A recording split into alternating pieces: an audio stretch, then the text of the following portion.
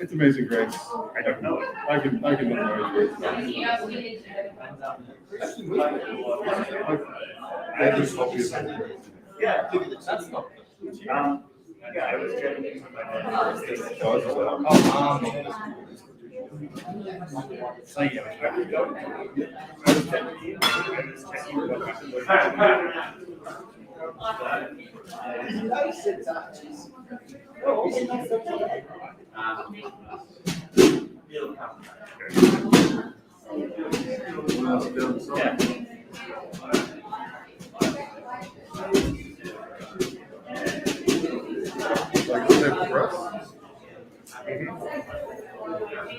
just make sure no one.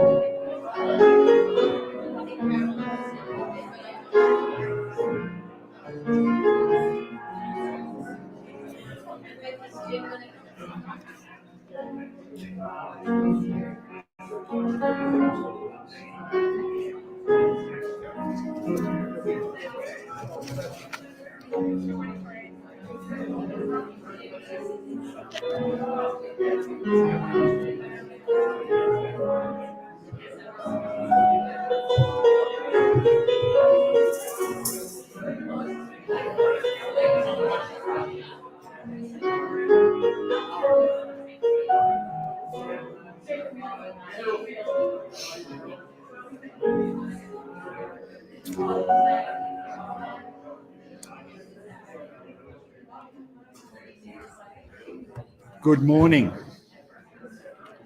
Welcome to this slightly different gathering this morning as we bring our August series of Shaping the Future to a close. It doesn't bring the process of shaping the future to a close, but it brings the August series to a close. So today we'll take a fairly significant step forward, I think, in shaping the future of Heartwell. So whether you're here at the Avenue or connecting via YouTube, we are really keen for you to engage with us as this morning we hear some stories, gain some insight, share conversation together, and in particular seek your feedback. And those who are tuning in online will be able to send their feedback through the chat function on the live stream. So please do that. We'll enjoy soup and rolls during the morning and some other refreshments as well. We're going to hear via Zoom from Reverend Brian Spencer, who is in ministry with the Waranga Uniting Churches. You can find out what that is and where that is when we talk to Brian. We'll hear the story particularly of the Tatura Uniting Church. We're going to have some fun with the members of the SALT as they attempt to sell us a project or three. And we'll grapple with the Word of God as we seek to discern who and what God might have us be in the years ahead. Today is also Jem Herbert's last Sunday with us. And prior to, which is, a collective groan. Jem's heading off, of course, as most of us are aware, to Durham University. You leave in just a few days' time, don't you? So this really is getting to the pointy end for Jem. But later in the service, we'll have the opportunity to say thank you and farewell to Jem. And we're delighted in that context to have his father, Roger, and his grandmother with us this morning. So really great to have you both here for this occasion. Thank you for being here. At the outset, we want to acknowledge the Wurundjeri people of the Kulin Nation as the original custodians of the land upon which we meet. And each Sunday, we pay our respects to their elders, past, present, and emerging. In thinking about that, it got my mind thinking not just about the First Nations people and elders who we pay respects to each morning, but in the context of shaping the future, it got my mind thinking about some of the elders of our faith community who have helped shape the communities that we've inherited, who have helped shape us as people. And a number of names came to my head in the Surrey Hills context, people like Doug Pellett, Ed Salisbury, Ray Minahan, Pam Minahan, Ray Bruff, Marge Bruff, there really are. So Joyce Clutterbuck. There were a whole string of names. Surrey Hills people. Are there other names we should be including in that? Doug Adam, of course. Yes. And Lola. What about the Heartwell community? What are the sorts of names that come to your mind as we think about the elders who have shaped us and our community? Hancock family? Yep. Tyler's, Darren and So, sorry? Yeah, several generations of thereof. So what I want to invite you to do is, as Barb Richards comes in a moment to light the Christ candle, to let those names wash over you and reflect on the heritage that they have given to us, and I guess our responsibility to live within and claim and nurture that heritage as we shape the future of our community. Think of the people you've known, think of the people that you haven't known, think of the people who have helped shape us and our community as Barb comes to light the Christ candle. And I just remembered that I've left the lighter in my office. So we'll go old-fashioned. I'm not allowed to play with magic. Well, yeah.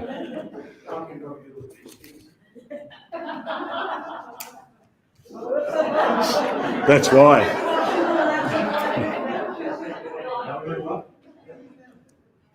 And as Barb lights the candle and the candle flickers away and we reflect on some of that heritage, Jem's going to bring some music to us. Thanks, Jem.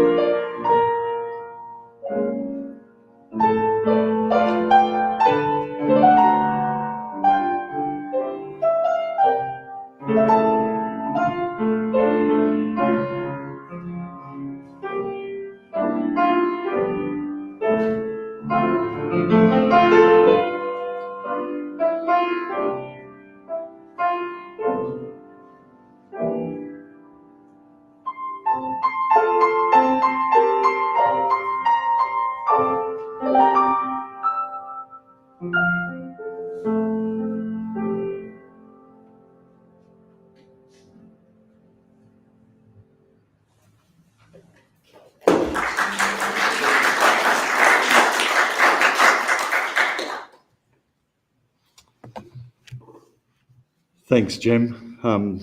Sort of a pity that we've got business to do this morning, isn't it? We could just sit and listen quite happily all morning. I might say the only fixed time we have, it's a pretty fluid morning we have, the only fixed time we have is that Brian Spencer will be coming on Zoom at 11 o'clock. So that's the only sort of fixed timing we have. Throughout the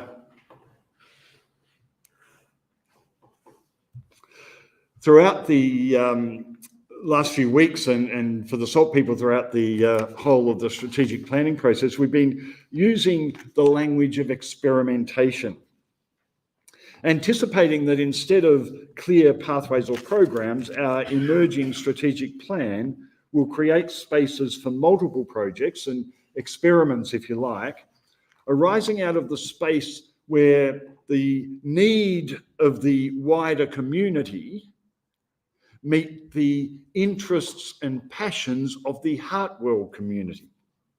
Without preempting the SALT process, I'd love to think that we'd be in a position to say to every member of this emerging church, what is it that you would love to do to bring life to our community?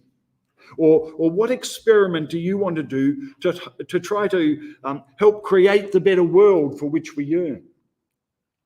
And then having heard those yearnings and those interests and those passions, to be able to say, well, what do you need from us to enable you to do that?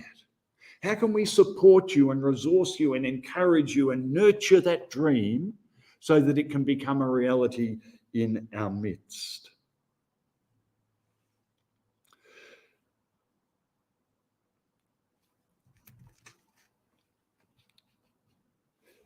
Did you ever watch the TV show Shark Tank? Did anyone ever watch that? I'm not sure that anyone did. I watched one episode of it. I watched just one episode, but I loved the concept. It was a show where people with innovative ideas and creative projects could put their case to a panel of people who just might be willing to fund their dream. Well, this morning, in just a little while, we're going to have the Heartwell Shark Tank. And some members of the SALT are going to come here and sell you their dream. Now, it may not be their personal dream, but these are ideas that have come out of the conversation, and they're going to try and market it to you in a way that you will say at the end of the day, let's do that. Why not? So be ready for some excitement and fun and passion this morning when we get into the Heartwell Shark Tank.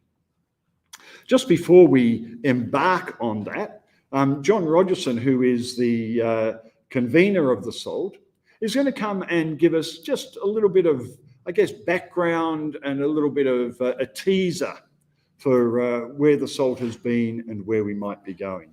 Thanks, John.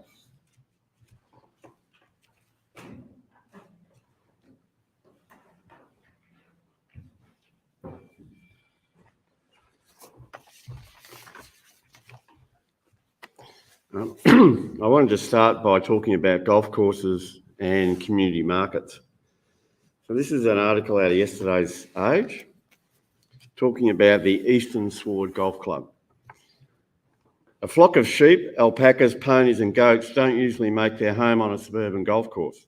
But then the Eastern Sward Golf Club in Bangholme in Melbourne South is not your usual course. And it goes on further and talks about, at Eastern Sward, microbes are king. The intent is to eliminate artificial chemicals and replace them with microbes that live within the root system of the plant. We don't know if it'll work, the guy who manages this project says. We don't know if it'll work. It's one of the themes that we've been tossing around with SALT. There's a whole lot of stuff that we've talked about. We're not actually sure if it's going to work, but we want to experiment. We want to try something different. And this is an article out of today's Age talking about community markets. And it talks about a woman called Emma Morris who runs Around She Goes, which is recycled women's fashion clothing. And she says, people here are hungry for cultural and art experiences in a way that I think is uniquely Melbourne. We give things a go. And I think they're two of the things that underpin what we're trying to do with SALT, is giving new things a go and not being sure of what it's going to turn out like in the end. I think the theme that David's got us on here, building the bridge as we walk on it, is a really important theme because we are going to build this bridge as we walk on it. One thing I can say is the SALT process has been fascinating. We've had a bunch of passionate people working on this work, doing this work, and it's been fantastic to work with them, and we're all excited about what's possible here for Heartwell. We are at the pointy end. Excuse me. We have a massive amount of information. We've had Sarah record every meeting for us. So she's written notes from every meeting we've had. We've got notes from all sorts of meetings. We've got bits of butcher's paper that sit all over the place. So we've got a massive amount of data, and we are now starting to pull it all together. One of the things that was important for us is the last meeting we had together with Brunch. And we were excited by the energy and the support that you were giving the process. So we're really being really held by you as we work through this work. In terms of what we've been doing recently, we've collected a lot of data from other churches and other community groups, from the Southside Uniting Church in Brisbane, Manningham Uniting, Heartwell, which is the Ascot Vale Church of Christ, the West End Placemaking Strategy, the Habitat Uniting Church, and I've left one out, the church in Warrnambool. What's it called? Thank you. Sanctuary Uniting. And also we've had someone come from Access Health and Community, and also from the City of Burundara, just to give us insights about what's happening in the community.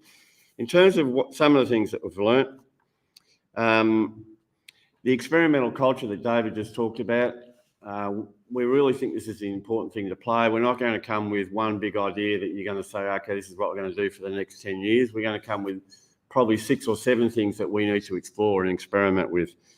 The inward looking, outward looking. It's trying to get what's going on inside us matched up with what we do outside. It's not focused on inside or not focused on outside. It's trying to do both those things together so that we can be the hands and feet of Jesus in the community. The issue of partnerships, working together with other organisations. We don't need to do everything ourselves, but we need to be prepared to work with other community groups, other churches, other people who want to work with us on making the impact of in our community, doing things differently that have more impact. So building relationships is essential. The focus on living out our faith from Monday to Sunday, rather than just being here on a Sunday, it's about, okay, what do we do during the week? Our strategy needs to be a living document. It's not going to be something set in concrete. It's something that we're going to play with. So as soon as it's done, it'll start to change as we do more things, as we experiment more, as we do more work. Some of the community issues that have come up for us to think about are affordable housing, social isolation, the ageing population, digital inclusion, new migrants, international students, pockets of disadvantage, emergency relief, domestic violence, gender diversity, including helping people understand what that issue is about, culturally diverse people from India, China and Sri Lanka, and probably the theme that came through more than anything else in our talking is social connectedness, a sense of being neighbours and a sense of loneliness that people are experiencing in all communities across Melbourne. It's a big issue in our community. The issue of volunteering came up as well in terms of people supporting what's going on elsewhere in the community. So what we've done over last week on Thursday, we met for 4 hours to start really shaping the strategy document. We looked at the principles which underpin the document. These principles are crucial. So as the strategy changes, it needs to be anchored in something, and we need to anchor it back to the principles that we've used to develop the strategy. We did some work around our values. So the 3 values of spirituality, well-being, and action. So we spent some time just looking at, if we bring those values to life, what does that actually look like? And then we spent quite a bit of time looking at our directions for the future. So we're not using the word goals. Goals tend to have a defined endpoint, whereas we're using the word directions because we're actually not sure what the endpoint is, but we looked at 5: social housing, digital online presence, a hub is a place to do retreats, have a cafe, wellness activities, a community garden, and a whole lot of things that sit around this hub. A spiritual collective, looking at how we join with other like-minded groups around spiritual development, around working together. And there's some work we're doing around the creative exhibition teaching play space as well, in whatever this future for us looks like. And there'll be a few more, I'm sure, as we finish this. And then we'll do some work in our next meeting about what are the things that we need to do as a community to support ourselves do this work really well. So that's a snapshot. I think we're having a bit of fun as well as doing some really good work. And it's just really, for me personally, I've really enjoyed working with the group and the way that they're really committed to making a difference in what we do as a community. Thank you.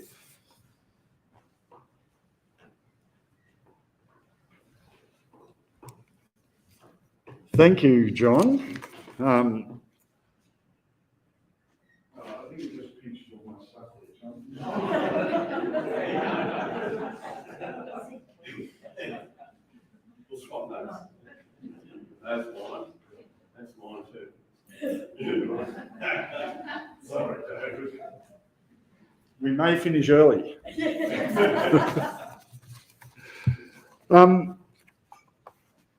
The Heartwell Shark Tank is about to open. Members of the SALT are going to pitch their ideas, their dreams, their experiments to you, and you will have the chance to decide whether or not it should be funded. Perhaps it needs to be modified in some way before you'd consider it. Perhaps you have your own ideas, dreams, experiments, and think we should be funding that. Well, the Heartwell Shark Tank is open and listening to all and any ideas, as way out and as radical as you wish. Now, I should add that all of this is hypothetical in some sense, in that the people who are going to present ideas to you may not necessarily own those ideas, but they're ideas that have come from the conversation of the soul. And, John went through a whole list. We picked just a few this morning that we're going to present to you as a sort of an example of how we might tease out some of the directions that are emerging as part of the soul.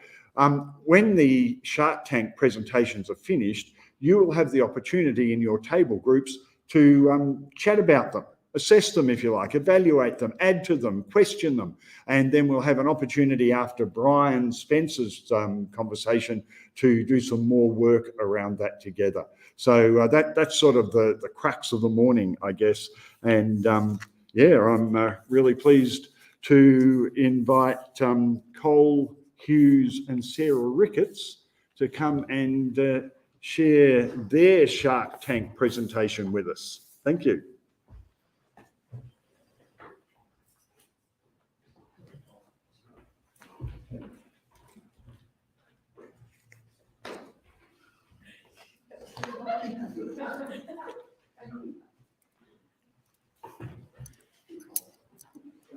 All right. Just while we're moving on to the presentation, really interesting, John, that you've picked the Eastern Sword Golf Club, because I know that really well. It's right next to the Eastern Treatment Plant. So microbes are key down there.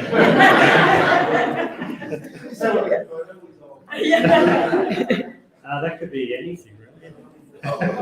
It did look a bit like that, didn't it? Well, my name's Cole. My name's Sarah. Oh, hi, Trent.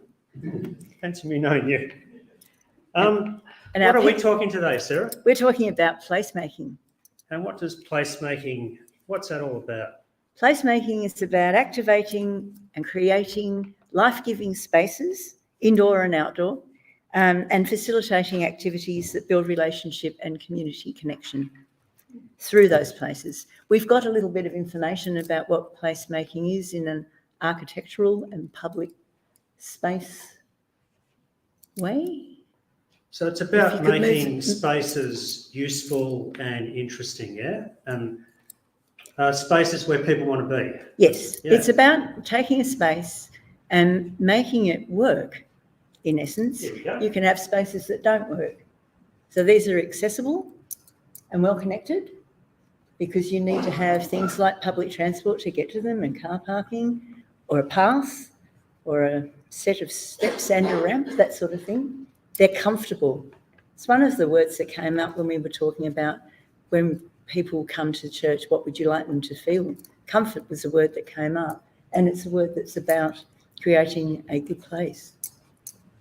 And then they become able to attract people there and get them to come to activities that are there again and again. We want them to keep coming back. So this is one way of making a space to do that for us. Cool. So John talked a little bit before about some of the things we've been learning about the community. And John talked about the fact that it's an ageing community. It now, is. I can relate to that. I won't ask you if you can. Yeah, Sarah. I certainly can. Cole, I think I'm a bit older than you are. No, surely not. Yeah, surely so. And there is certainly an increasing cultural diversity. And John talked a bit about loneliness and social disconnection. And there's also really strong environmental awareness. Yes.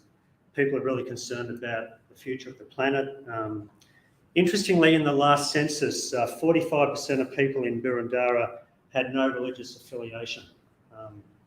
And even more interestingly, though, across Australia recently, a survey found that 1 in 4 people identify as spiritual but not religious. So it's interesting. There's a hunger out there, but increasingly it's not sort of being connected with, I guess, one of the main religions. So. It's true. So we're seeing a resonance between the 3 values that we've established as being what will underpin what we're doing of spirituality, well-being and action. I think we are. And yeah, I think there is a real sort of resonance there. But I guess one of the questions I've got, Sarah, is we're not a big community. So how can we make a difference in, a community of this size? Well, John alluded or mentioned this. One of the ways is by being smart and looking for partnerships in areas that are life-giving to us, that interest us, that are already established, and partnering with those people to help them, maybe to supply a space for them to be. There's all sorts of possibilities once you look for partnerships. Are there some organisations that come to mind? Or? Yeah, well, one we already know is Lighter Footprints, which is a local climate change action group. And there's also the Burundara Interfaith Network and other interfaith networks and places like that. And Janine works for Access, Health and Community, and we had a fabulous talk from David Towell, who's the director of that, and his finger on what's going on in the community around us. And I think that's probably true of wider communities as well. We're not just limiting ourselves to Burundara. Sure. And we could also maybe offer something like affordable or perhaps even free counselling, spiritual direction, those sort of things for people who cannot afford to look after themselves with the anxiety and stuff that's been left from COVID, and also the huge gap that there is in mental health. There's a big space for us to walk into that. Plus, don't forget the arts. We can certainly try and partner with some local artists.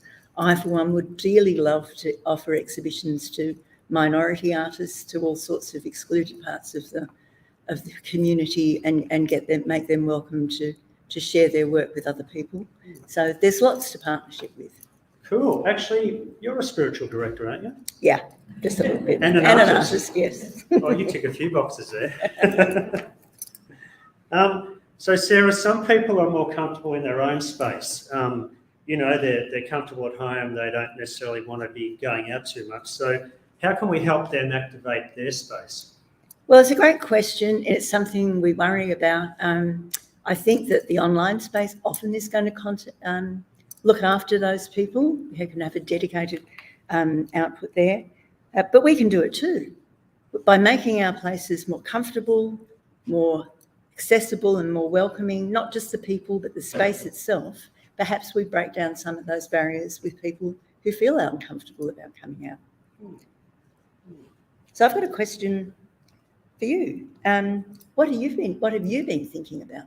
Well, one of the things, and I guess it's really great to see some younger people in the middle table there, like Daryl and Gita.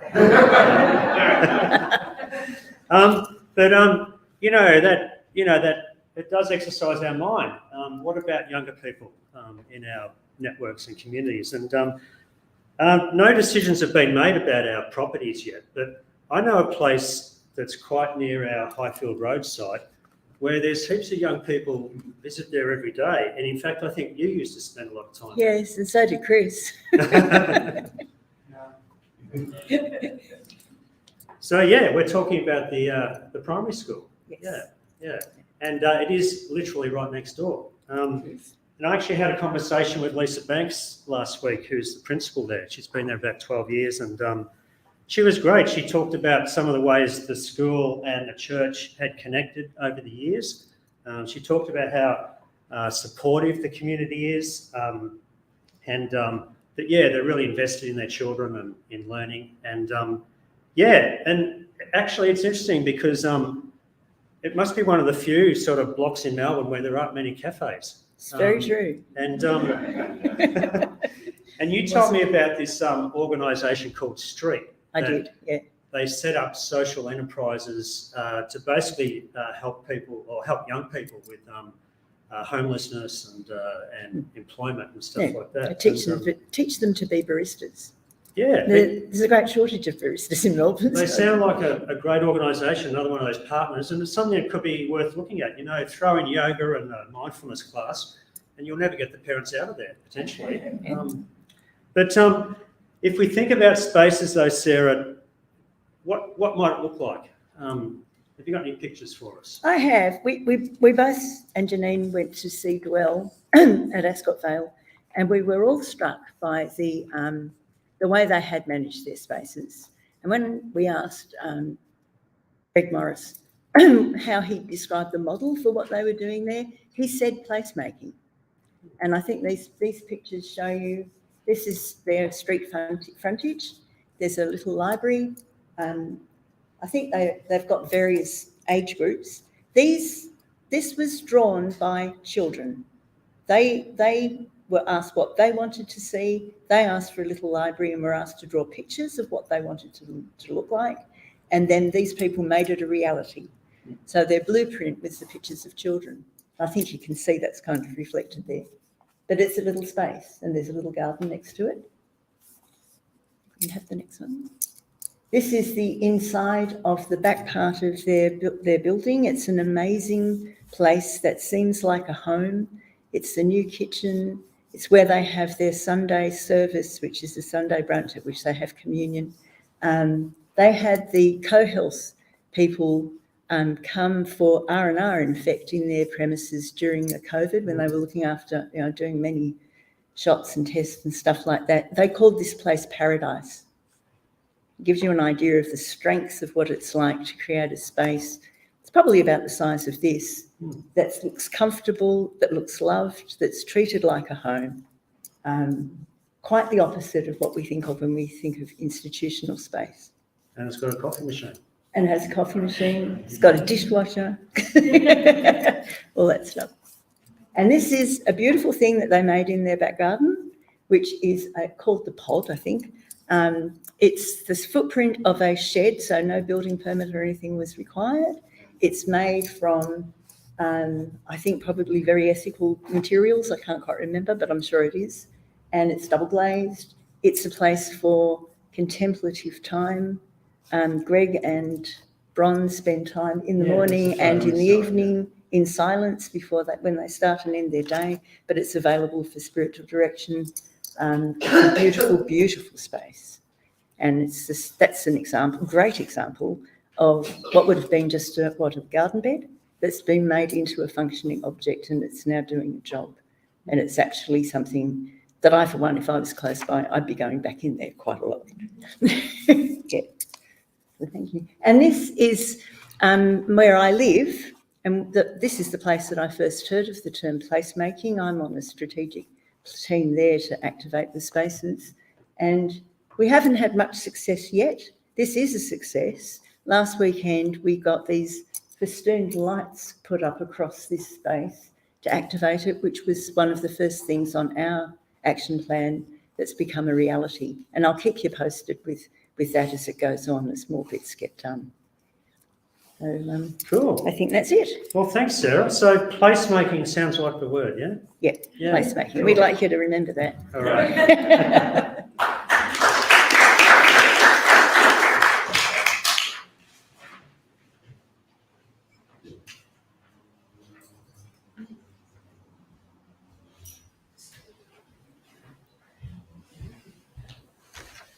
Good morning, everyone. I'm Janine, and I'm here today to ask you to envision a future for the Heartwell,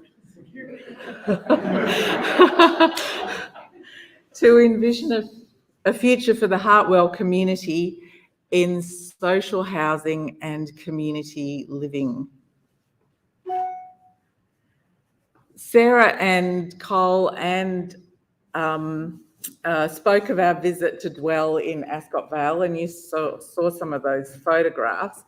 And one word, I guess, that emerged from the conversation that took place there was the idea of DNA and what we identify as features of our collective DNA.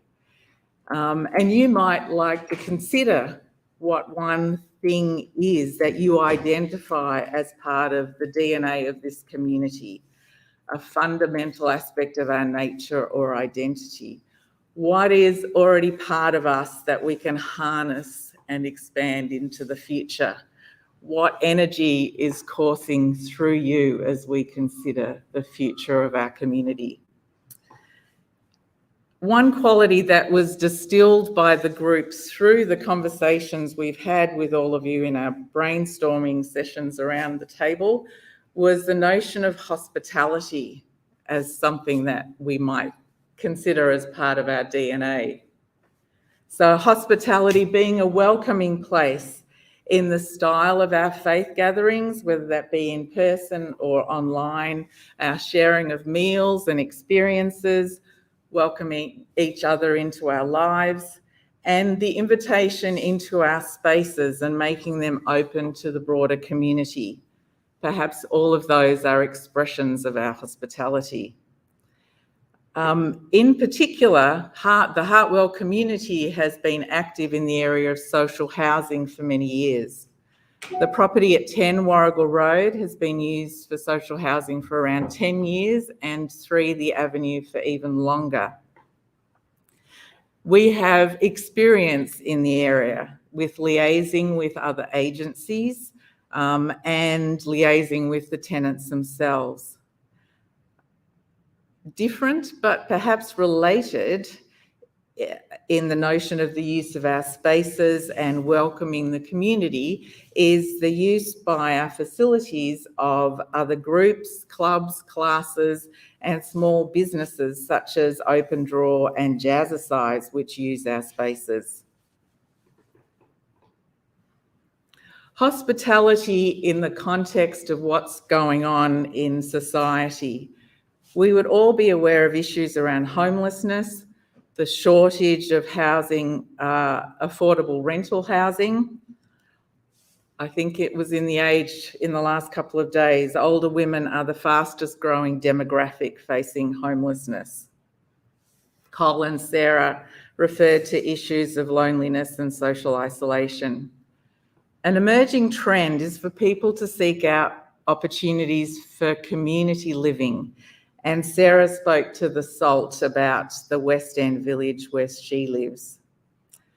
With the church communities we visited, financial sustainability was highlighted as a key aspect of planning and decision making, whether it be through accommodation or use of the premises of the facilities for other community groups and small businesses. The notion of multiple uses and users is integral to sustainability and a welcoming, active and engaged community. A few months ago, there was an excerpt on the ABC News, and we've got a short video for you to watch.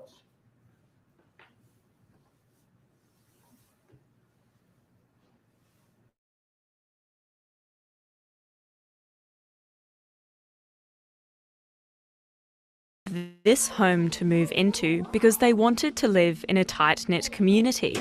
And we used to take food to cook, and we used to make a fire. Much like the one Lakshmi grew up in as a child in Nepal. I want my children to have those sort of experience, going to neighbours and hello and having meals together. So when she heard about this co-housing development in the Melbourne suburb of Brunswick, she leapt at the opportunity to buy in. The development, called Urban Coop, was conceived of and designed by some of its residents, and the building is run by the community. The apartments are private, but there are communal spaces like a kitchen and dining room. There's a saying that it takes a village to raise a child, and I think this is the village. Residents look after each other's children, so families save on childcare. And that's not the only way costs are kept in check. If a co-housing community is able to say has started in Brunswick called Urban Coop. So it's multi-generational, singles, families.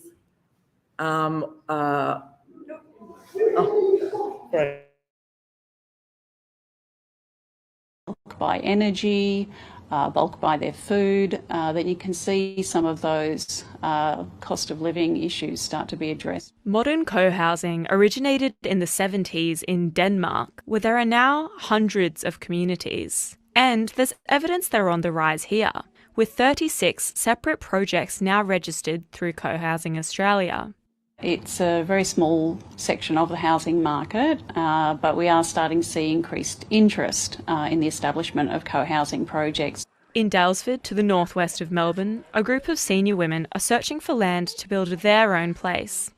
WINK is a group mainly for older lesbians who often have faced discrimination, and also many of whom have not families, nor do we have children to look after us when we get older.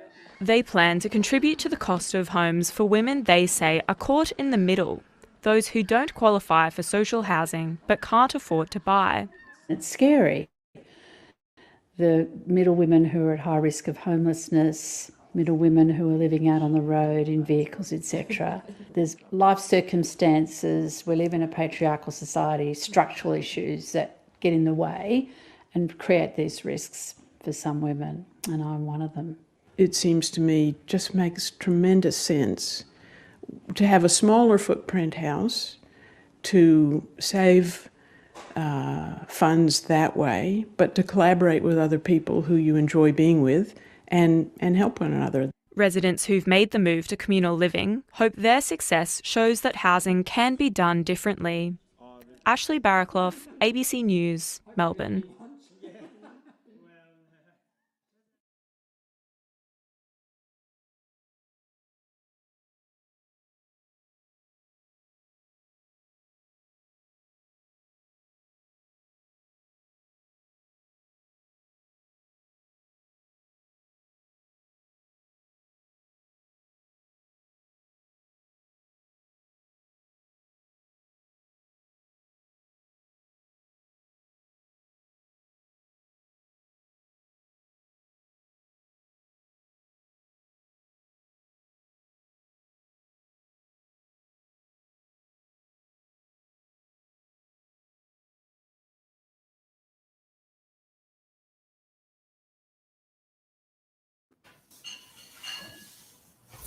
Thanks for getting that going. So housing can be done differently. One model of community living in that video, but not the only model, but it's exciting to consider the possibilities. So where to from here? Imagine, if you will, that the Heartwell community could include a residential village of sorts. Multi-generational, independent living, social housing, all in the context of a vibrant, supportive, diverse, and cohesive community. My question is, my pitch to you, would you support the Heartwell community in a feasibility study to look at the possibilities for us in the areas of social housing and community living? And as has been said a number of times, we don't have to do it all, and we don't have to do it on our own. There are many organisations already successfully operating in this area, so there are conversations to be had and opportunities for partnerships to explore. So some of you may have heard of Servants Community Housing, which operates for social housing facilities in Kew and Hawthorn. Churches of Christ in Queensland has done a lot of work in the social housing area, and there's some other opportunities. And I'm sure if you know of anything that you can make us aware of, please let us know. As a commercial development of service apartments is constructed nearby on the corner of Canterbury and Warrigal Roads, we can consider the opportunity to provide something different. This community is uniquely positioned to secure financial sustainability while extending hospitality through creating an inclusive, accessible, affordable housing community, an expression of our hospitality in a broad, in a generous, and in an exciting way. Let's work together to find out what's possible. Thank you.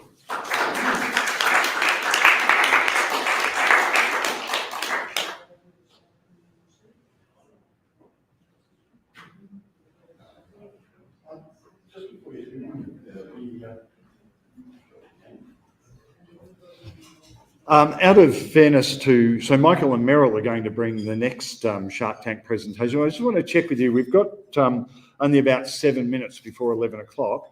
Would you rather do your presentation after we hear from Brian Spencer so that you're not under that sort of time pressure? All right, go for it.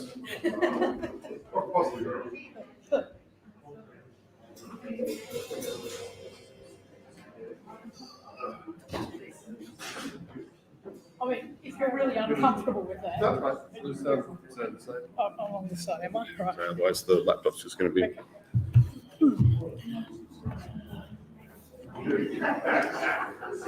All right. So I'm Meryl Blair. I'm Michael Kenny, and we're here to talk about. No? Oh, it's on the share drive? Yeah, it's on the share drive. Can you just. Okay. We don't need it. We don't need it. Okay. So it looks very lovely and very professional, and you'll just have to take our word for it. You can. Yeah, sorry, mate. Okay. So we're here to talk about establishing or maybe nurturing Heartwell's digital presence and the idea of leveraging what we have at Heartwell to produce educational sort of content to foster a more, to foster a online community for us. Yeah. So I think for the most part, a lot of the thinking around in churches, when we say community, we're talking about our immediate community. We're talking about Surrey Hills. We're talking about the Heartwell, the suburbs surrounding Heartwell and such like that. But in our sort of, increasingly connected world, community is now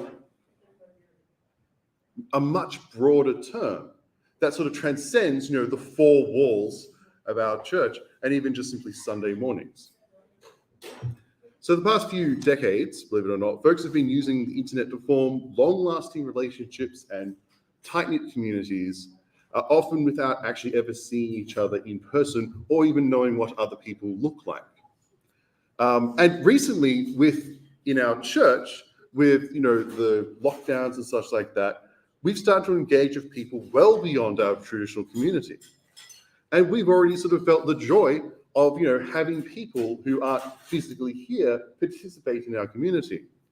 And I think the important thing to point out is that there are lots of reasons people can't make it to Heartwell, H-E-A-R-T-Well's services.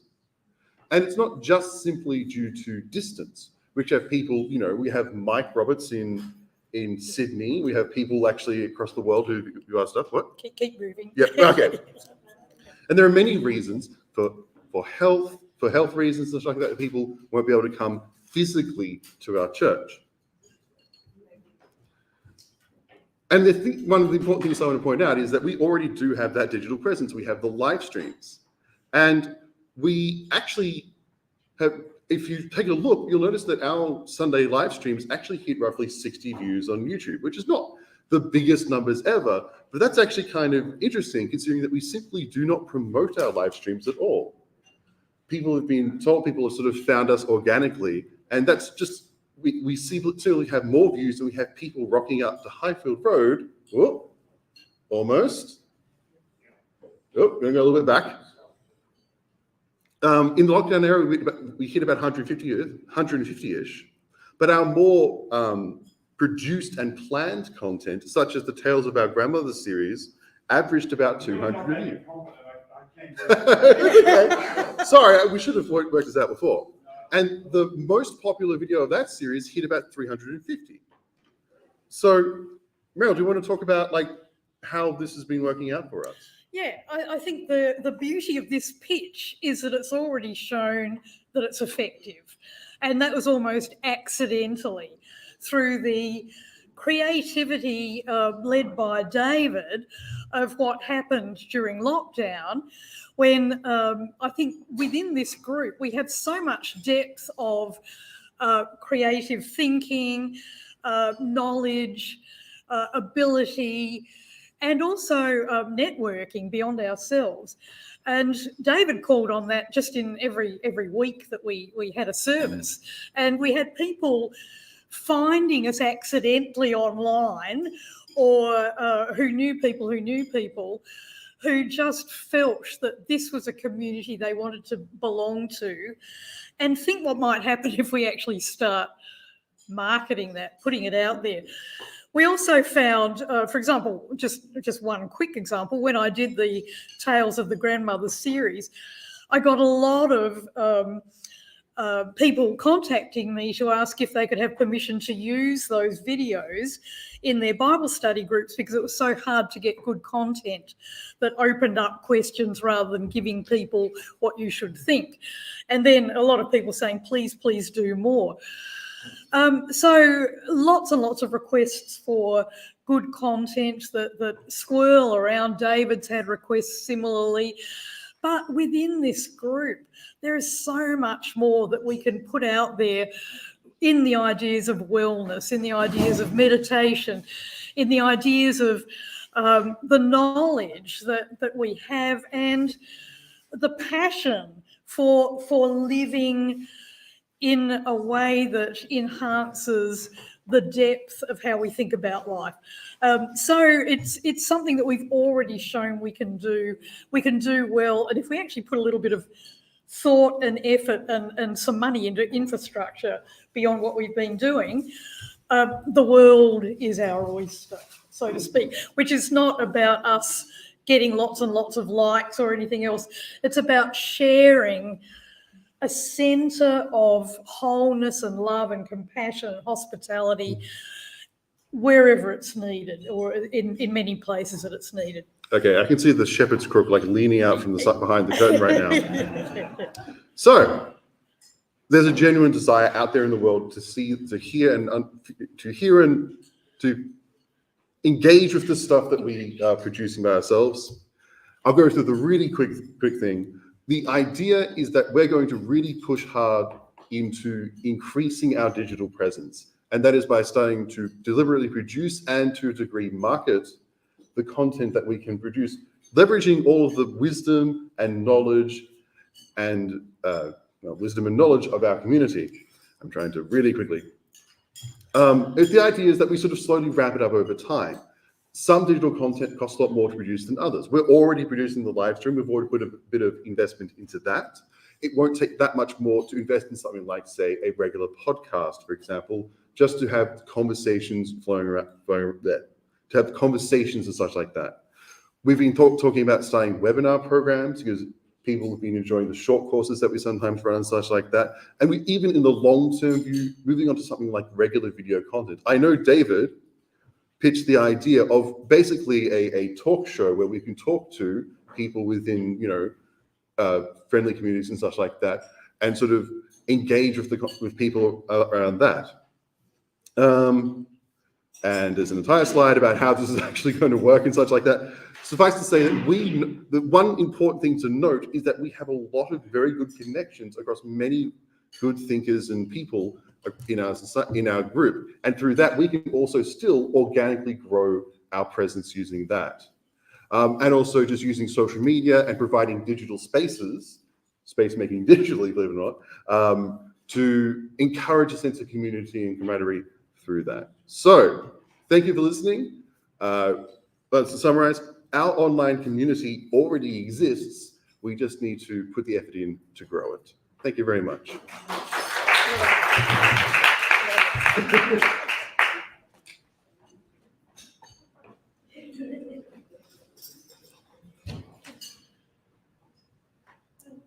So, Brian Spencer is up there on our screen. Brian, can you hear us okay?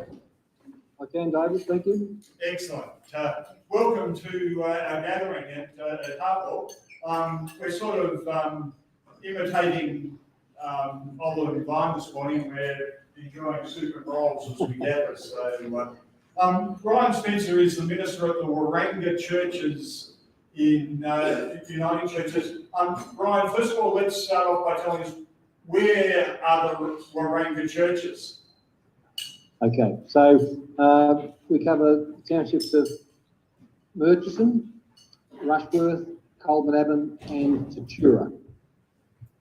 They're all just little, so it's sort of bit, what do I say, west of Shepparton, east of Bendigo, south of Echuca. If you sort of think of that northern country, yeah, just a line across between sort of Bendigo and Shepparton. Number of small towns. Tatura is our biggest town by far. It's about 4,500 people. You may have had Tatura butter. It's a dairy area. Coleman is mainly cropping and vineyards these days. Rushworth is an old mining town, and Murchison's more a pastoral town on the river. Was an old pump from one of the early places of crossing the Goulburn, right on the Goulburn River. So it's part of that big northeast. But Murchison's about 800 people, Rushworth's about 700, Coleman about 150, and I say Tatura's about 4,000. And I'm two days a week across the four of them. Wow, it must be rather challenging to cover that sort of territory and those different communities in just 2 days a week. Well, it depends what the expectations are. You know, you've got to manage the expectations. But we've been doing everything on Zoom at the moment. So since the pandemic has really changed things for us in that so I'm at Murchison today, but all our other congregations are linked up. We've put NBN into each of our churches, and we've got laptops and TVs or projectors in each of them, and microphones. So each week, each one of the congregations will do one of the readings, and they'll share their news of the week. And so it's not watching it on TV; it's very much participating in the service, but just remotely. And we have quite a few people that are sick and at home or away.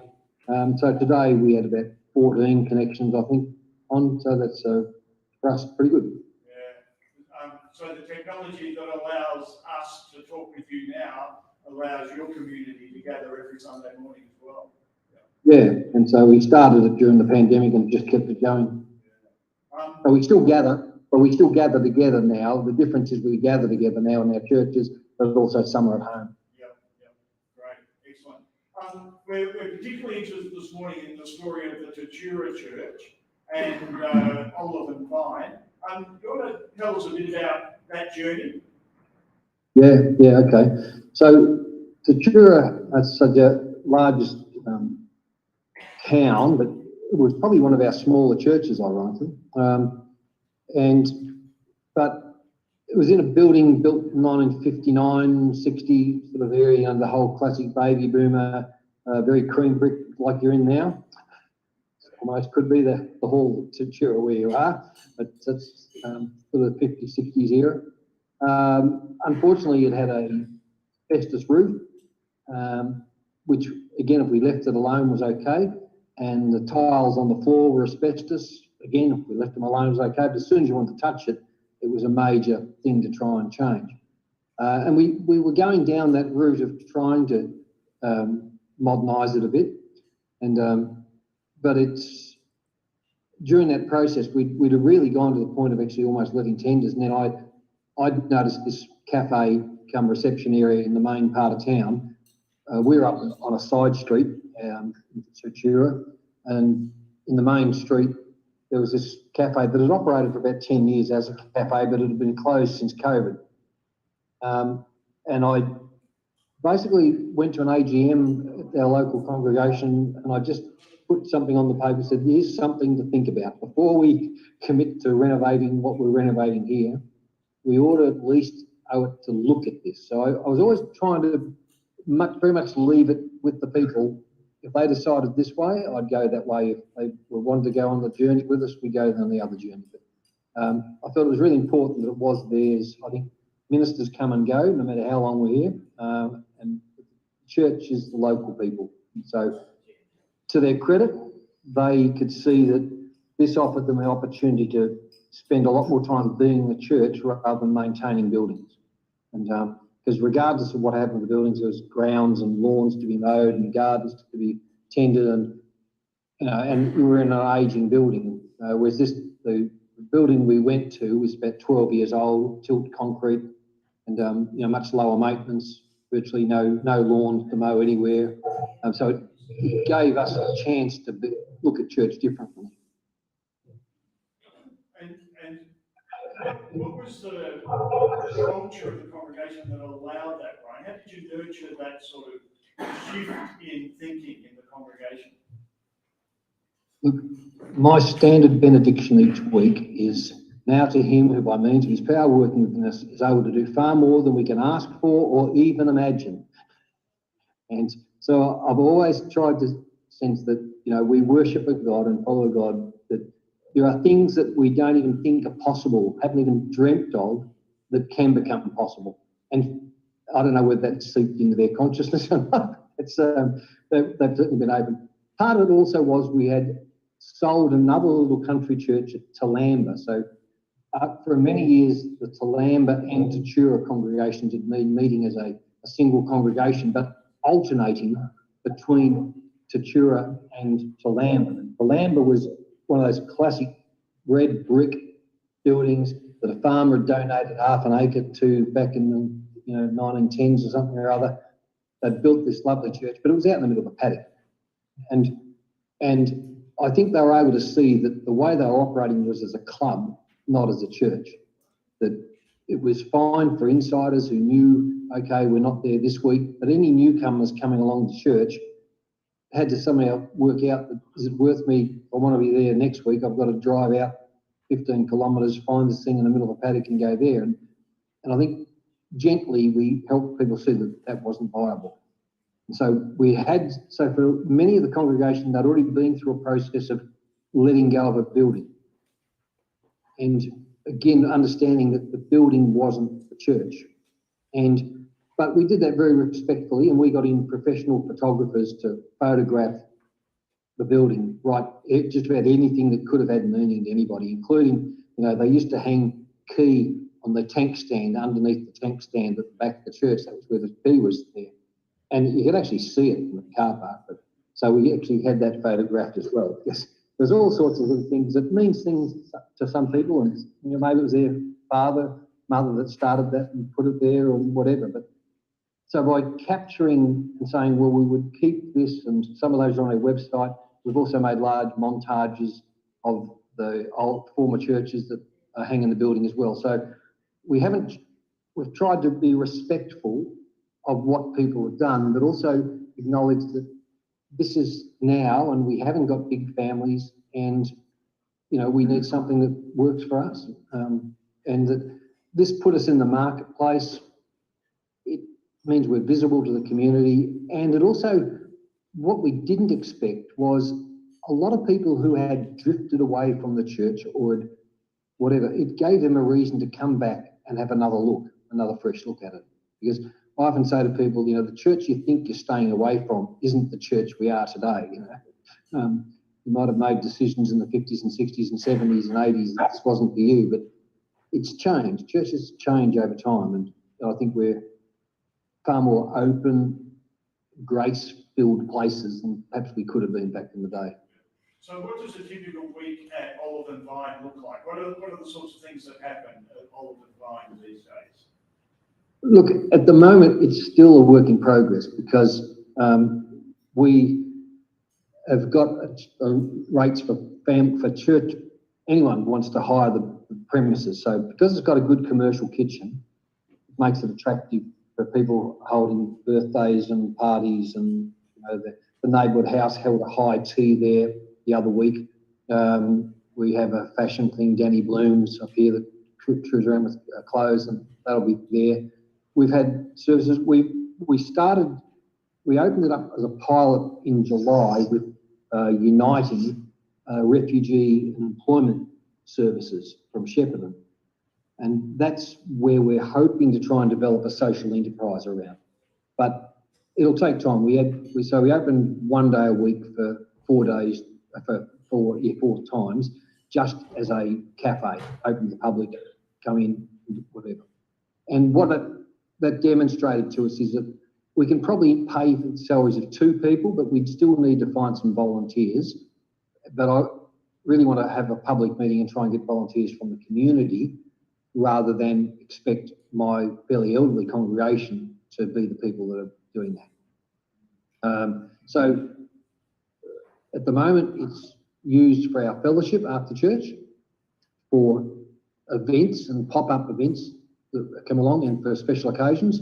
But we've just been through this pilot with Uniting, and the aim is to try and write a submission where we can use it for both, that it works both on the customer side as a place of fellowship and openness, but on the service side as a place of training for refugees and people looking to get work experience in the sector. Sounds great. We are using the language of experimentation as we plot our future. Is that a concept that is alive and well in Olive and Vine? Yeah, look, I think it's about, yeah, certainly. I see a Shark Tank. I like your Shark Tank idea. But it's certainly that openness that, we want to test what happens and what's workable and build something that's sustainable for us. But I suppose the language I use is I want a model where we aren't behind the counter. We are being the church. If you want to come in and do something, come and sit at a table. And, I've been looking at models. There's various models. It's a whole, the Canadians have got a thing called Eat Together. Eat Together, and they're promoting it. And I saw another one of a shared table where they deliberately say, you're coming in, we sit you with a stranger. And it's about, some fairly interesting models of proactively encouraging conversation and community and, building across barriers. And I think, again, that's innate to the gospel. And I don't know what your lectionary readings were today, but ours was all around showing hospitality and inviting in the poor and the outcasts, the people that can't repay the favour. So I think, there's a sense where hospitality, I think, that's probably the language we've been trying to use, is that hospitality is the centre of where we see the church in years to come. Yep. And that would be true for us too, the value of hospitality has been strong in our conversation. Ryan, before we let you go, you have a bit of an entrepreneurial flair, not just in terms of your ministry, but in terms of your own business. Yeah. Tell us a little bit about the Shiraz Republic. Yeah, that probably grew out of my great insecurity about having been in and out of ministry and whatever. But we bought it as a hobby farm back in 1996, just a place to get away from work and on the weekends. We then ended up joining with about 14 others, and we put in a part of a pipeline to get water to it. And so once we had water, that suddenly changed everything from dryland farming to irrigation. And we put in 10 acres of vines. And later on, we put another 10, started making wine. And, because it was a lot harder to sell grapes than we thought at that time, back in the early 2000s. Started making wine. That grew until we've now got a little brewery there as well. My son moved home, so there's a brewery and a winery, which is unusual for a Uniting Church minister. But it's, again, I suppose I've tried to use it as a community development thing. I still want the principles of a place to meet. No one comes there to get drunk. They come because they want to taste the wines or just be with other people and families and stuff. So we've got a fairly big outdoor area, and we have music every Saturday and Sunday. One of the things I'd like to do with the Olive and Vine is use some of the expertise we've developed about getting artists and solo artists just to come and play in the cafe, and open it up on a Sunday afternoon as a place of, a variation on the pleasant Sunday afternoon. But again, just on casual, coming in, sharing, talking. And I think so much of the blues and roots sort of music, particularly with artists, they're reasonably accessible in terms of price, and they will work for a lot less than what they say they want to work for. But I think there's a spirituality, you know, at its heart for me, there are things that tap into our spirit and aspirations and are the non-material part of life, that say that what matters is not things, but love, trust, hope, purpose, grieving, crying, laughing. You know, all these non-material things are what make life. And I think there's a lot in that non-Christian music, which is not un-Christian, if it makes sense. You know, resonate with a lot of Christian values. And I think context changes it. You put something that looks secular in a faith context, and suddenly they talk to each other just by being there. It's really interesting. So I think that's where we've sort of developed, and that's sort of going on. But I suppose what I have always had a belief in, it goes back to something that I resented at the time, but Gordon Moyes, you may remember Gordon Moyes, and some of you people may remember Gordon Moyes was a minister of Church of Christ at Cheltenham, I believe, when later went on to the Sydney Mission and ran the Sydney Mission for many years. But I remember Gordon coming to us at theological college one day and saying, it's never a money problem, it's an ideas problem. You've got an idea that's worth it. People will support a good idea. If you worry about it from the money point of view, then that's, you know, we've never got enough money. There's never enough money, and we're never flush with it. And even with the Olive and Vine, that was true. We didn't have enough money to buy that. And our church, the sale of our buildings roughly covered about half of it. But we put the idea out and saying we'd like to. This is what we wanted to do and what we thought it was. And suddenly we found other churches that had sold buildings or had far more deep in the pockets than we did. We had the other half donated to us by churches around the presbytery. So we were able to purchase it without debt or mortgage, which for all the congregation was really important.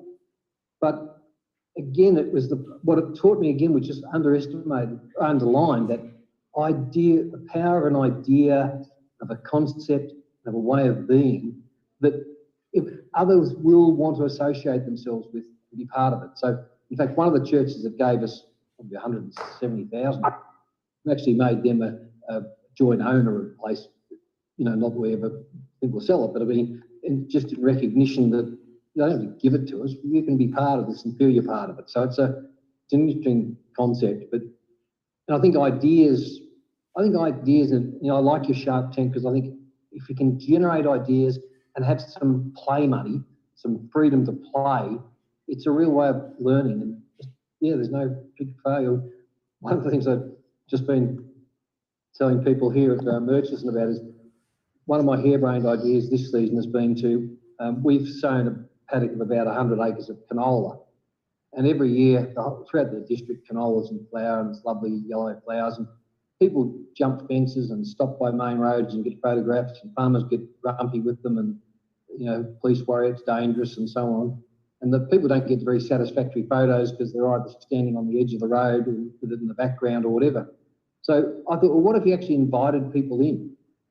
And so I bought an old Bedford truck, and because I like old Bedford trucks, it gave me an excuse.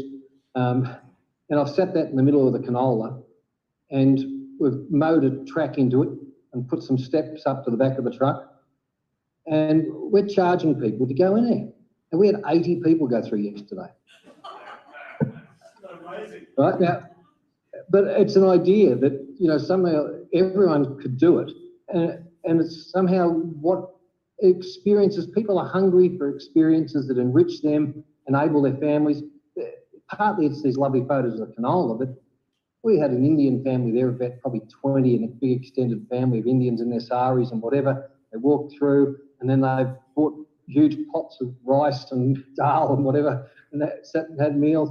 But it's worthwhile experiences that matter and connect people that I think the church needs to be involved in, and finding ways with ideas and things that bring people together, allow them to greet the stranger, see the merits and life from different perspectives, and offer welcome, grace.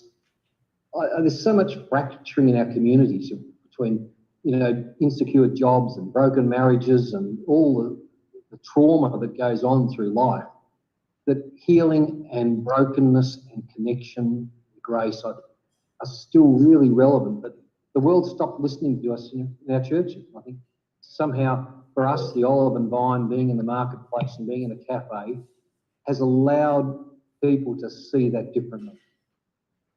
So it's about creating life-giving spaces, basically. We're inside, outside. Yeah, there's a lot of stuff around the third place. If you want to read some stuff, if you Google third places, you'll find a lot of stuff about that. The idea of places where, home, work, a third place where people can socialise and be and learn. But I think there are lots of places that sort of offer it, but I think sometimes they're poorly equipped to deal with the healing and the brokenness of people that I think the churches are well suited to do.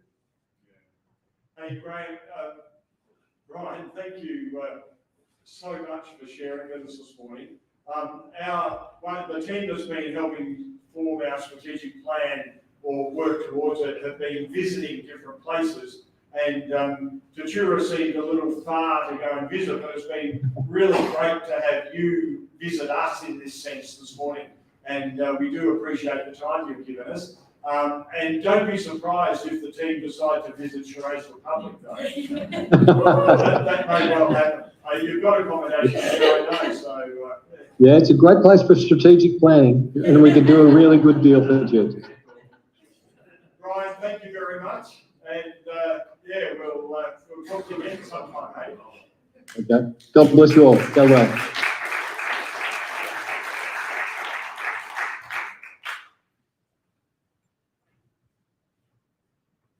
Coffee's in the kitchen.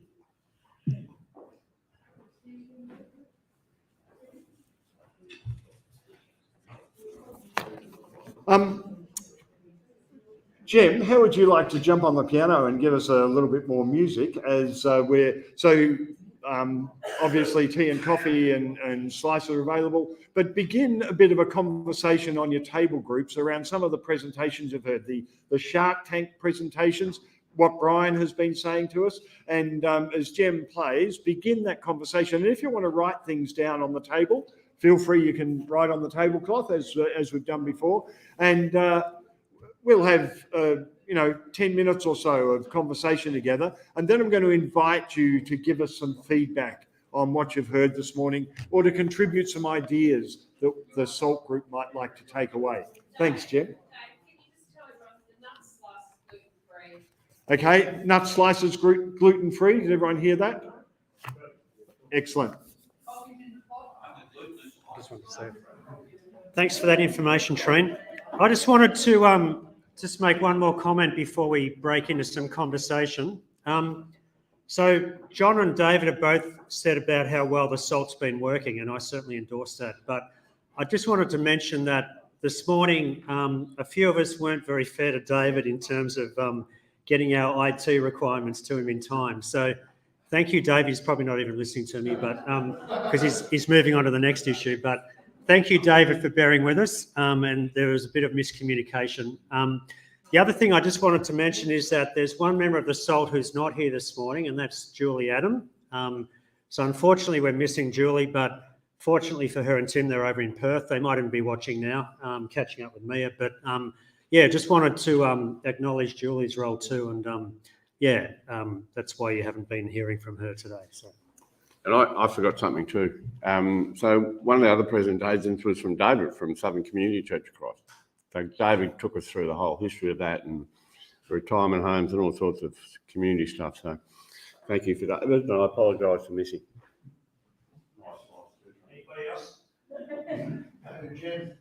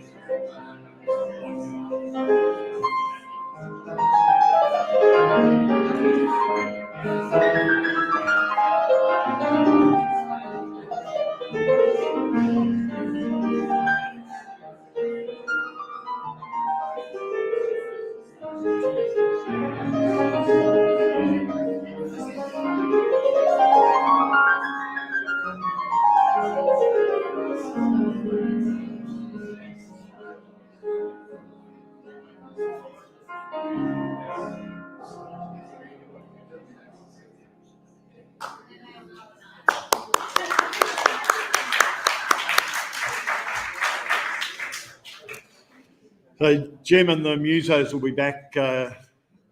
Well, they'll finish off our gathering in just a little while with a bit of fun. So you haven't heard the last of Jem yet.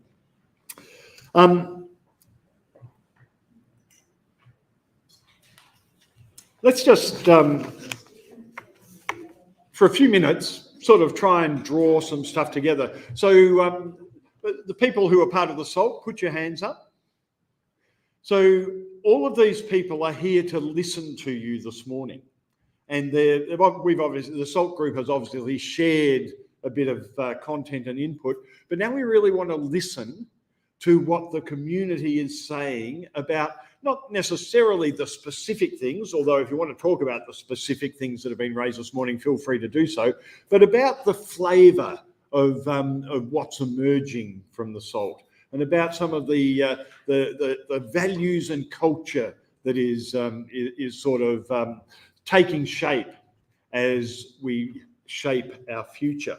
So I think the only way to do it really is to go around table groups and say, is there anything from this table that they would like to share? And you can share as a table, you can share as individuals, whatever. But just give us some feedback about what you're hearing And if you've got some ideas that you'd like to throw into the mix, share them with us. Well, let's start with this table down here. Anything from this table that you'd like to share with us? I'm going to give you a microphone so that particularly the people at home might be able to hear.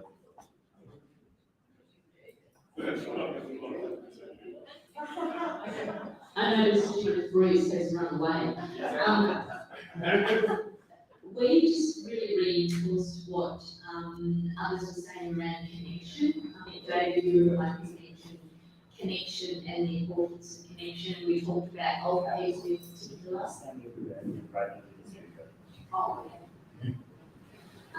Older people in particular, that sense of isolation and how we might be able to connect with them. Meryl had some really good observations as well as being part of the solve. Well, actually, I'll write down your observations. So very, very quickly, what the table group came up with, and I scrolled down, and there are a lot of connections with each of them. So I don't think you wanted to vote anyone into the shark tent. Excellent, yeah, for saying that. David was talking about in the digital world the prevalence and the attention, I suppose, that goes on to influencers on things like TikTok, and how utterly narcissistic and empty most of the content is, and what would it be like to add content into that, short, brief, but actually with some depth to it. So really resonating with that. Placemaking, the idea of maybe partnering with aged care providers in the home to give a sense of connection, whether it's just going in and visiting or what might happen, knowing that a lot of that has to happen at a very professional and government-funded rate, but just that sense of placemaking being something that can happen where people are, and partnering and coming together on that. And loving the idea of in Dwell, that picture of the hall, and the thought that with not that much effort, even where we are now, with architects or just good people who know how to dig around a bit of money, to create a welcoming home-like space. So they were kind of the ones that I wrote down. The idea around the table. Yeah, the idea of being around the table, yeah. That instantly creates a different sort of space. Yeah, excellent. Thank you very much. What about the next table here? You're the spokesperson? It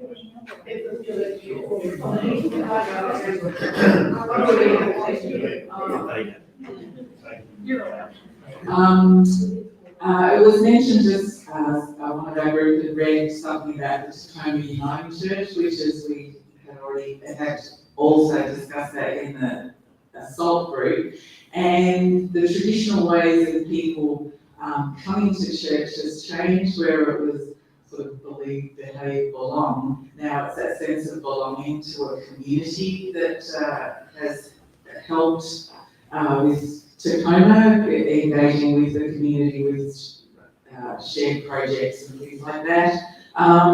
The idea of online church and streaming to access more people in, say, retirement villages and things like that, that are who are isolated from being able to attend a church service, but would still like to, but there's sort of nothing on offer necessarily with something happening at their village. Music on Sunday afternoons was something that would be exciting, and the idea of creating spaces that are attractive to other groups. So they're the things that came up for our group. Thank you. Yeah, thank you. And really, they're all written on the tablecloth, which is wonderful. So the SALT group can take all that away. And do that. Interesting that Tacoma Uniting Church should be mentioned, the context of how we started our gathering, because the current minister of Tacoma Uniting Church is Matt Cutler, grandson of Ray and Arthur. So, you know, there is that sense of which the heritage of this place continues in all sorts of different ways. How about this over here, spokesperson?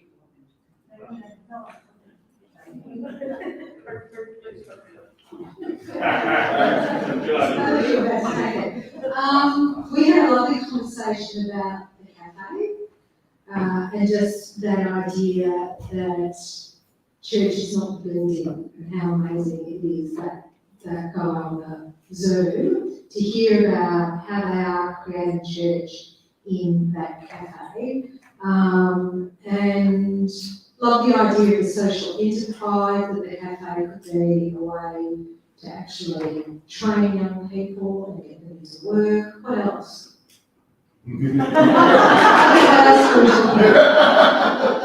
Poison shovels. Barb mentioned this before about a library. Remember those? Anyway, in a space that we created, we could have, a library corner or something. You've probably still got books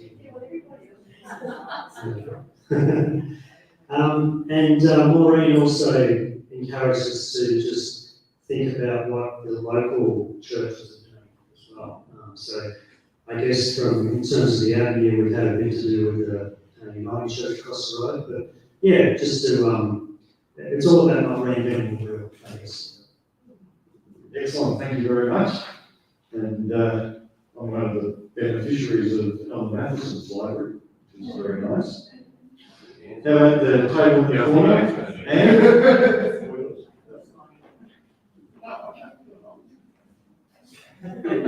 Well, while they're deciding why don't we go to the youth table? Tell us what's been going on this table.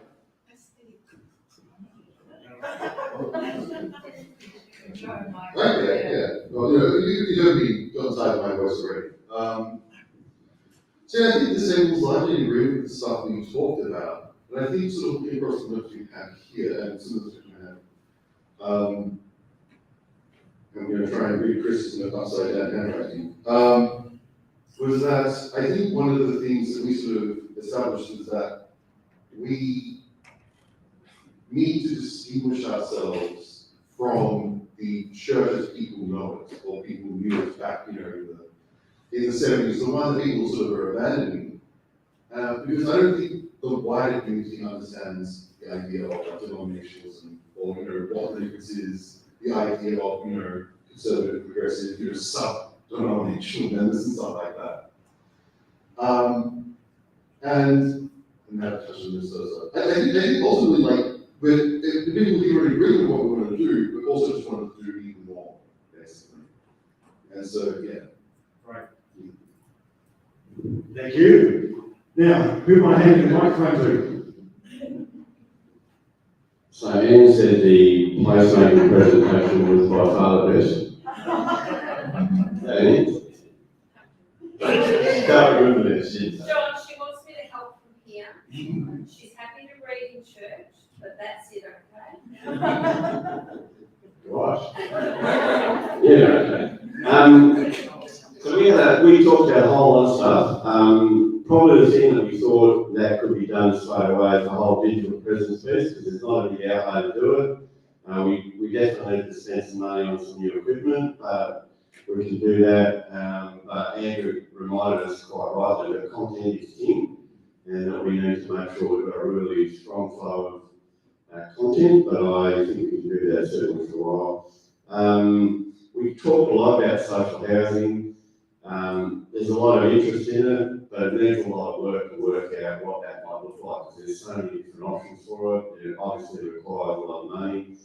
And then we talked about partnership, working with others, other churches, other community groups, to do some of this stuff, because we can't do it on our own. And what else did we say? That was Excellent, thank you. There's some really good things, consistent themes emerging up there, which is really encouraging for the soul. How about this final table? Who's the spokesperson here?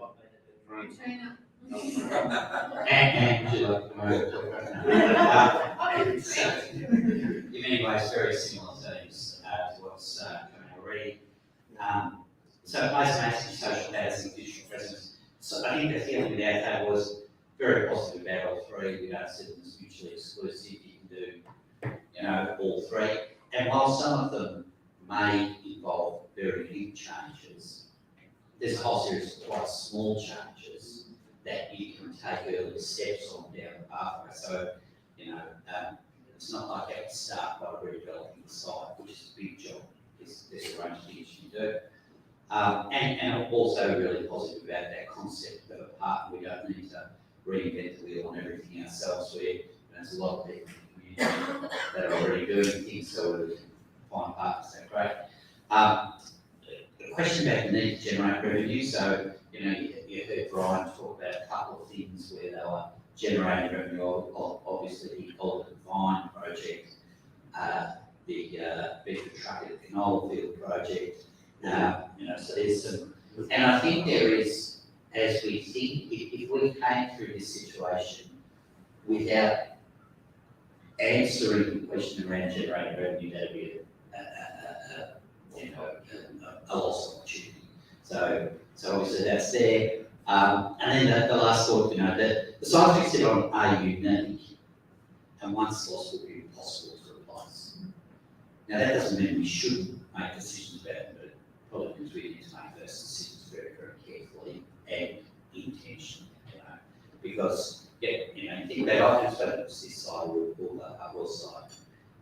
Once gone, we'll never get it back. So just need to think carefully. Any other questions or thoughts? Thank you very much. Well done to all the tables. I'll come back to you just a moment, David. We've had some people online, obviously, this morning, and there are a few comments in the chat column. So, Bo, share with us some of the things that people have been saying online. Mostly just the one thing from Liz saying she sometimes promotes the live streams on Facebook, which I think is quite a good way to generate that digital presence quite easily, just sharing it with your friends or family. Just a nice simple way to get anything back from that digital presence side of things. Excellent. Thank you, Lynn, for that comment. David. Thanks, David. Just coming off what Danny was talking about with, properties and facilities, and going back to your opening comments, David, about thinking about heritage and people that have gone before us. It's interesting to reflect that this church here, the Avenue, was really founded in 1889 or shaped up until 1890, and was seeded by people from the Carlton and Hawthorne Churches of Christ. And fairly quickly after its establishment, there was a chapel created on the site, and then that was replaced by this current building, I think in the early 1960s. So this was a project that went through the late 50s and the early 60s. And I think the original land was obtained in the 1890s. The tennis courts were originally a tennis club that existed in Surrey Hills. The opportunity came along to acquire them, and the church was able to afford that, and that was around something like 1924, something like that. And I think last year the Heartwell Church celebrated its centenary of its site. So it was something like 1921 or 1921, I think, when the church was created. So we're talking about a couple of properties that have gone over a century of heritage. And then, of course, the other piece of it was the burning down of the Heart Church. And what that brought together was, I think, a church that was asset rich, but fairly old on the one hand, and another congregation that was relatively young and energised and had proceeds of their chapel burning down from insurance money and so on. So, things have come together with all of those traditions, and we've arrived at today where we find ourselves sitting on these property assets, and the legacy now that those people have bequeathed is what do we do with all of this, all this potentially quite exciting opportunity.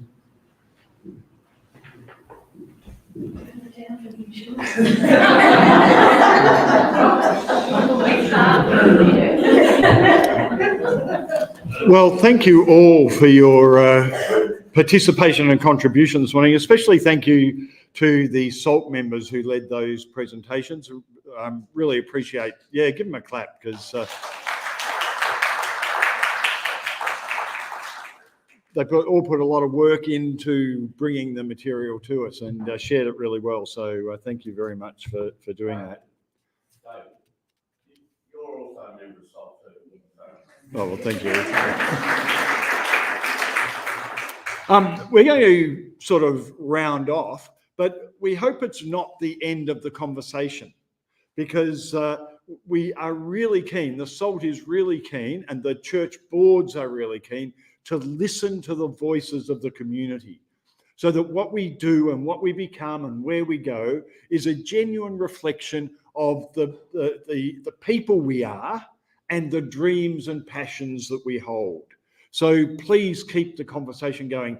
If you go home and come up with something, feel free to ring one of the members of the SALT or write it down in an email or something, and just keep feeding stuff into the boards and the SALT group as this process continues.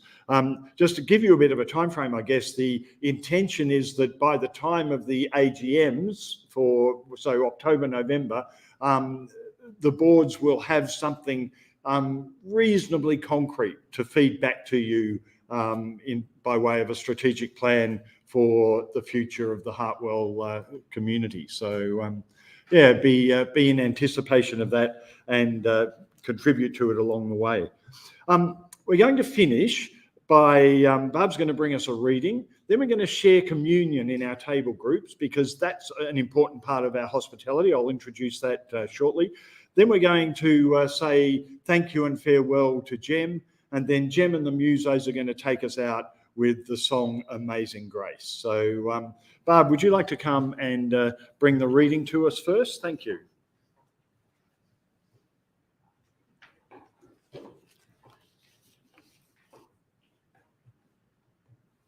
I'm reading because Robin was unable to be here today. Luke 14, verses 1, then 7 to 14.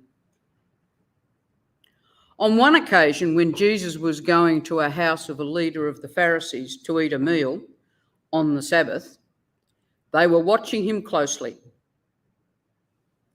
When he noticed how the guests chose the places of honour, he told them a parable. When you are invited by someone to a wedding banquet, do not sit down at the place of honour, in case someone more distinguished than you has been invited by the host.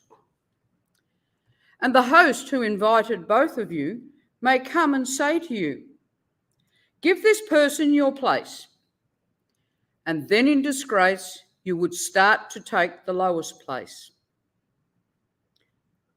But when you are invited, go and sit down at the lowest place, so that when your host comes, he may say to you, "Friend, move up higher." Then you will be honoured in the presence of all who sit at the table with you. For all who exalt themselves will be humbled, and those who humble themselves will be exalted. Jesus said also to the one who had invited him, "When you give a luncheon or a dinner, do not invite your friends or your brothers and sisters or your relatives or your rich neighbours, in case they may invite you in return, and you would be repaid.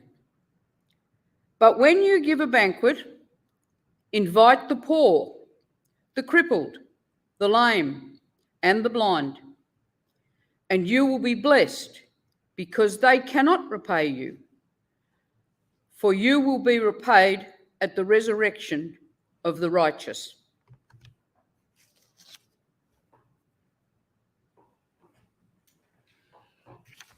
Thank you, Barb, and thank you too for coordinating the soup and rolls and the refreshments this morning. Barb had a team of people. Yeah, Barb had a team of people supporting her and helping provide that, but Barb does an amazing job just coordinating it and making it happen. So we really do appreciate your willingness, and especially appreciate the fact you never say no. you haven't asked me something that I will say no.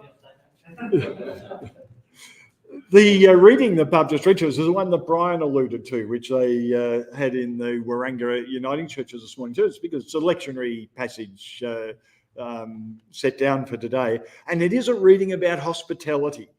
And hospitality has been one of the themes of our gathering. It's been one of the conversation points of the SALT, and it's emerging as a really significant value for us as a faith community. Communion, as it was instituted by Jesus, is nothing if it's not an act of hospitality. It's our sharing of it is not a sort of an in-house club thing. Our sharing of it is an act of hospitality for each other and for the world. It's an open, accepting, no one is excluded from the opportunity to sit at table and share in this communion meal.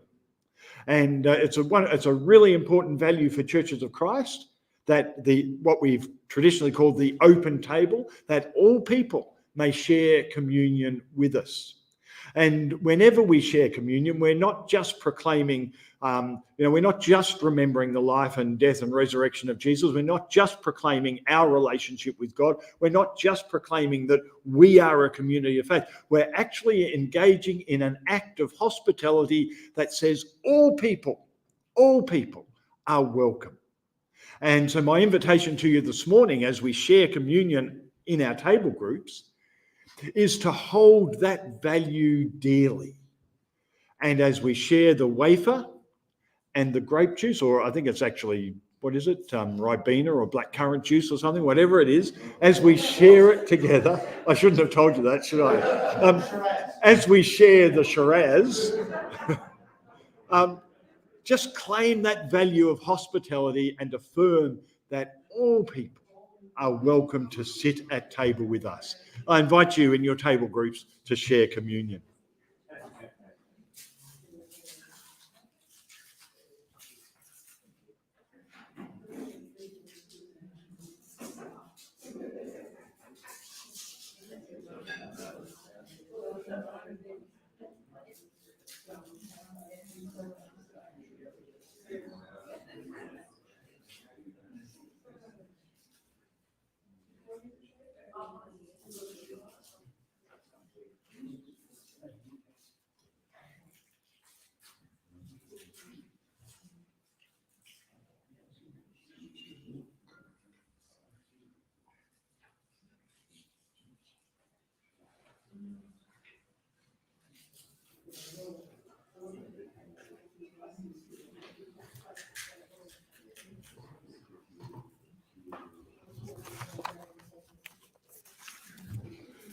So Carolyn is going to, on our behalf, say thank you and farewell to Jem as he prepares to head off to the UK.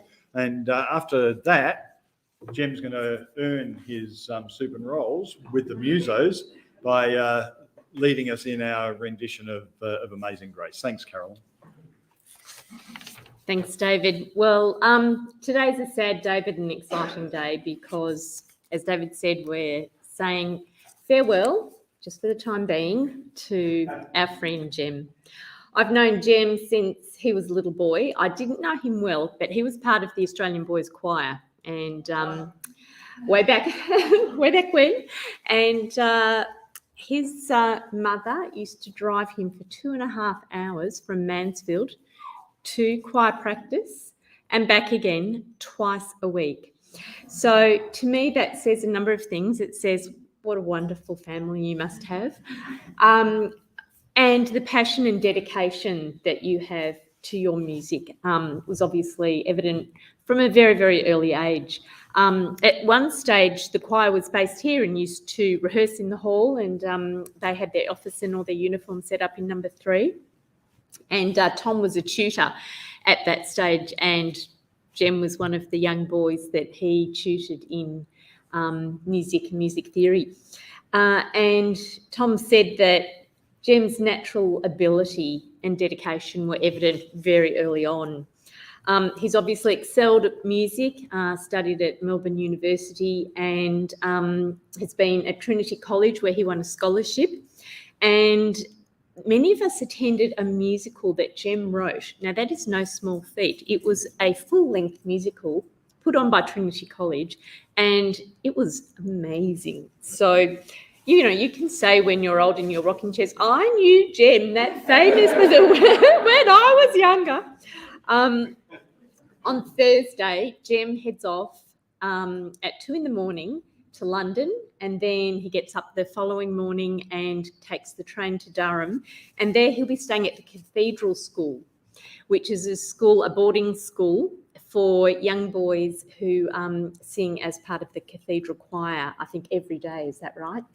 And Jem will be working there, helping to manage those dear little 7 to 11-year-old boys in boarding school. Can you imagine sending your young boy at the age of 7 off to boarding school? But that's what they do in England.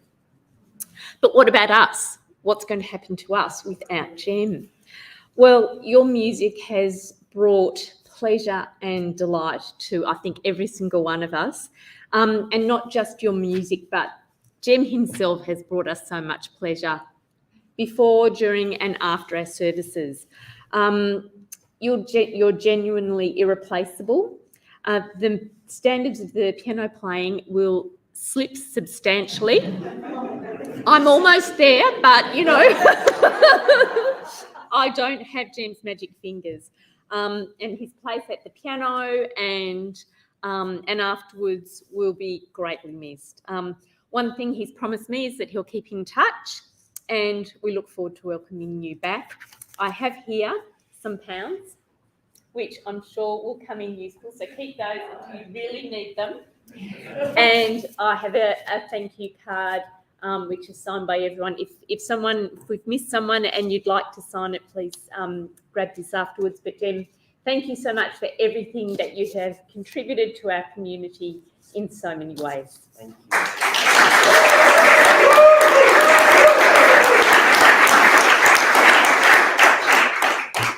I promise I won't be long-winded, but yes, just a huge thank you to all of you. I mean, I've known some of you for, 6 years here, something like that.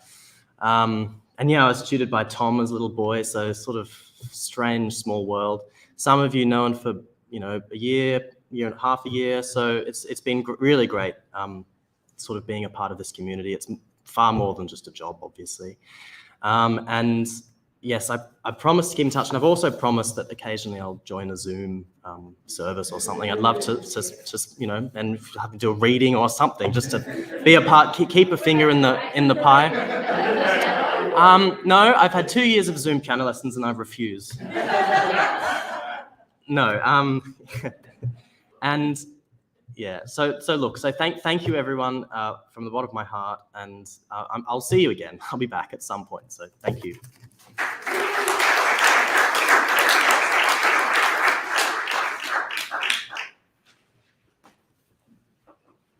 Sorry, it falls to me to deliver the prayer for today, and let's just bow our heads and pray together.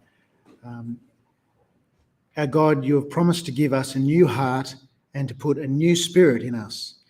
We pray, renew us every day. Forgive us where we have failed to be good stewards and to be good neighbours.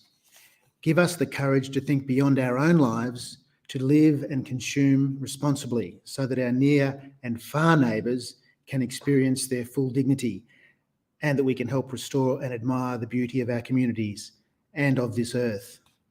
And as we think about our far neighbours, we will be thinking particularly of Jem as he journeys and takes up his new responsibilities and his new life in Durham. Care for Jem. We pray, renew our world. Forgive those of us who haven't used their power wisely. Give us and our leaders the courage to think beyond our own economies, to seek genuine partnerships so that all people can experience the fullness of life, and that our planet is known to be the common home for all creation and future generations. Amen. Now, David, since I'm standing here, will I keep it going? Okay, Amazing Grace. Musos, to your stations, battle stations.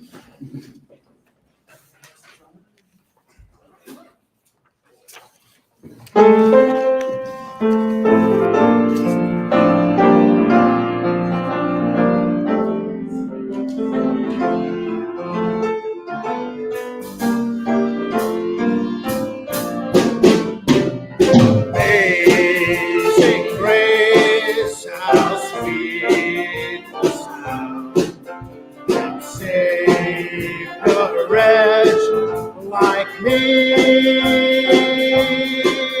I once was lost, now am was blind, but now I see. Grace restored my heart to heal. So grace my tears relieve. How precious is the grace of Him. Yeah, I first believed. Many dangers, toils, and snares I have already come.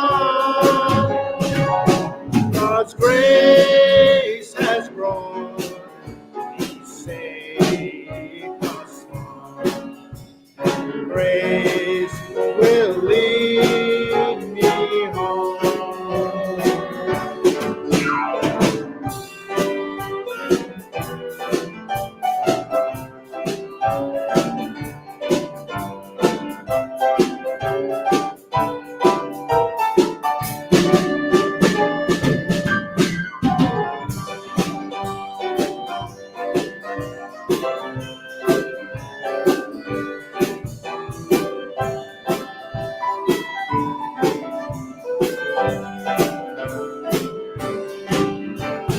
Lord has promised good to me.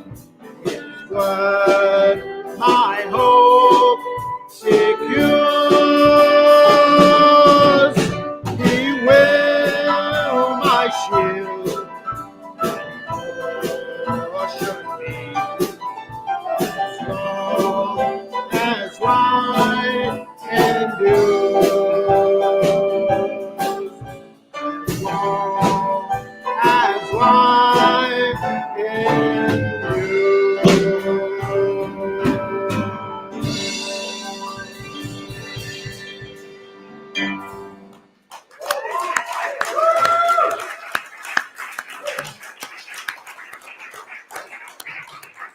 Let's remain standing for our benediction. May the road rise to meet you. May the road rise to meet you. May the wind be always at your back. May the sun shine warm upon your face. The rain fall soft upon your fields. And until we meet again, may God hold you in the palm of His hand. May God hold you in the palm of His hand. Hey, I know we're running a little over time, but I'm going to suggest we sing that again and that we invite Jem to come and stand down here. And if people would like to come and stand with Jem, maybe place your hands on his shoulder if you like, and we'll sing this particularly, Jem, as our blessing upon you as you depart for the UK. So come and... Is that Amazing Grace or May the Road Rise? As Amazing Grace or May the Road Rise to meet you? May the... So yeah, come and gather around and... Start us off, Jem. Sorry, may the road rise. Yeah. May the road rise to meet you.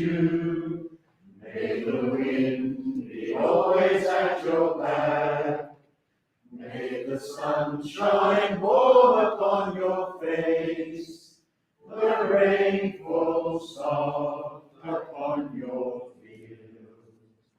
And until we meet again, may God hold you in the palm of his hand. May God hold you in the palm of his hand. Amen. Thank you again for being here this morning, and thank you for giving us the benefit of going a little over time. We appreciate you staying around. So thank you. And take your dishes to the kitchen. Oh yes, and if there are any dishes on your table, if you could, someone from the table could take them to the kitchen, that'd be great.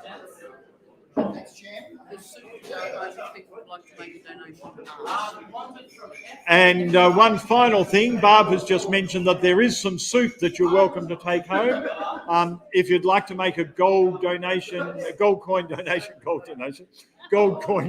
donation to A Future for Kids, then that would be gratefully received. Oh no, everything's gone. Oh, we've got it.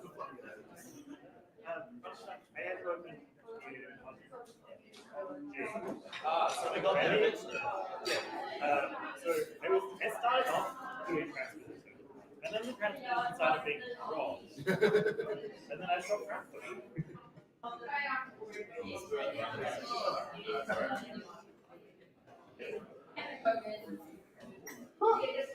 We had one that we got up.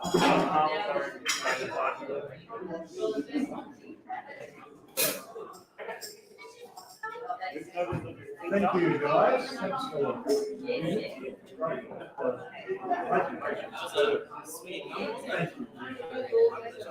Thank you.